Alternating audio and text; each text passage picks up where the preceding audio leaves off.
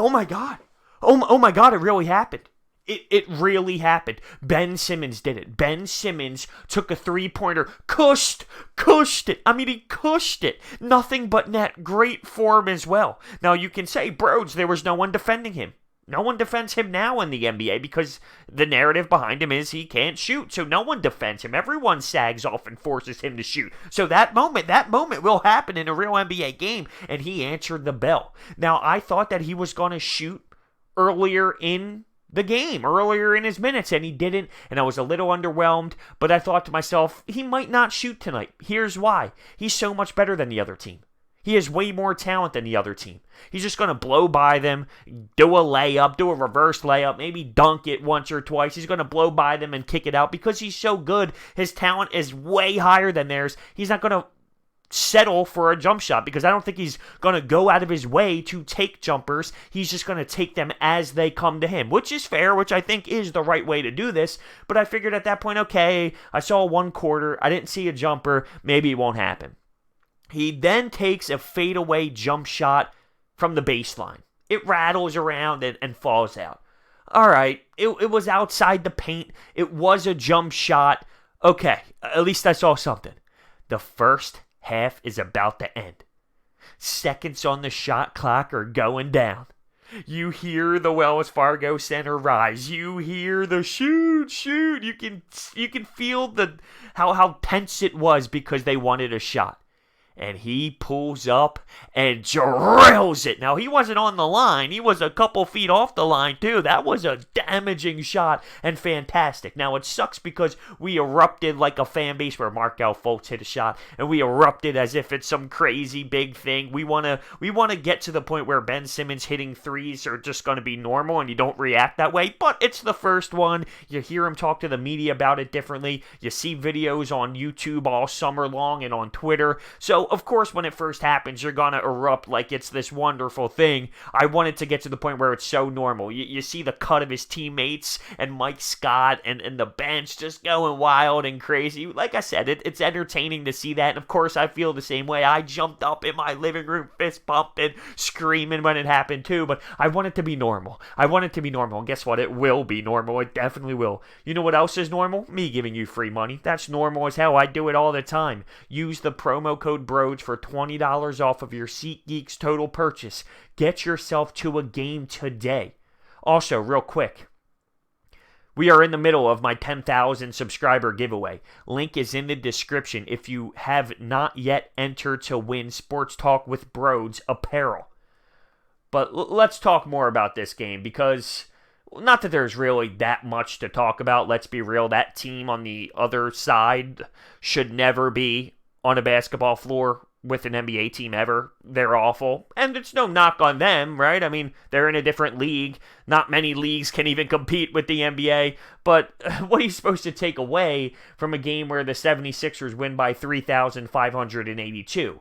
Everyone's freaking out about how great the defense looks. And you're right. We were athletic. We were annoying. We were putting pressure on them. We are long as hell. But really, I can't judge our defense defending a team like that. That's like me and four of my boys playing at the local park and Ben Simmons shutting me down. Well, of course he can shut me down. I hope he can shut me down. Well, I hope they can all do that too. You know, so yes, I saw the positives on our length and I saw the freakishness that we can be athletically. I get all that. But I can't judge this game based off of who they played. With that being said, though, there are a couple things I noticed outside of the Ben Simmons thing, of course, because that's going to steal all the headlines. Matisse Thybulle showed me what the coaching staff has seen, and he also knocked down a couple three-pointers as well. I saw Matisse Thybulle do some pretty intriguing stuff out there, and you can just see his confidence. He seems like he knows he fits, and that's big in this league, right? He doesn't look scared. He doesn't look like he shouldn't belong. He looks and feels as if he knows he can go out there and do some damage, and that is definitely a positive sight. I hope he shows me that I was wrong on draft night. Because I'm loving what I'm seeing out of Matisse Thybulle, and if he can play like this, and if he can even elevate even more, he can be a dog for this team and a big-time player coming off the bench. How weird is it to see Al Horford? How weird is it to see Al Horford on the 76ers? It's going to take some time to get adjusted to that. There were some times where Ben Simmons hits him for a little mid-range jumper that he gets, whether it's at the top of the key or by the baseline in that form shot that I saw in the Celtics screen for so many years. That pains me. It's so weird to see. It's going to take a lot of time until that feels comfortable, because right now it just doesn't. It just doesn't at all. Now, I love Al Horford. I think he brings a great veteran presence, and I'm pumped for him to play the 4, and he's going to be a beast for us, and he's just a smart veteran who understands the game. I can't wait to see him succeed with this team and be a true leader. But I am gonna need some time. I am gonna need some time because seeing Sixers, or actually Phila in this case, on the red jerseys, it's odd. It's just odd to see. How about Zhaire Smith? Zhaire Smith didn't get subbed in until the end of the game with Furkan Korkmaz, Bolden. He got subbed in with those guys, Shayak. Should that be raising questions?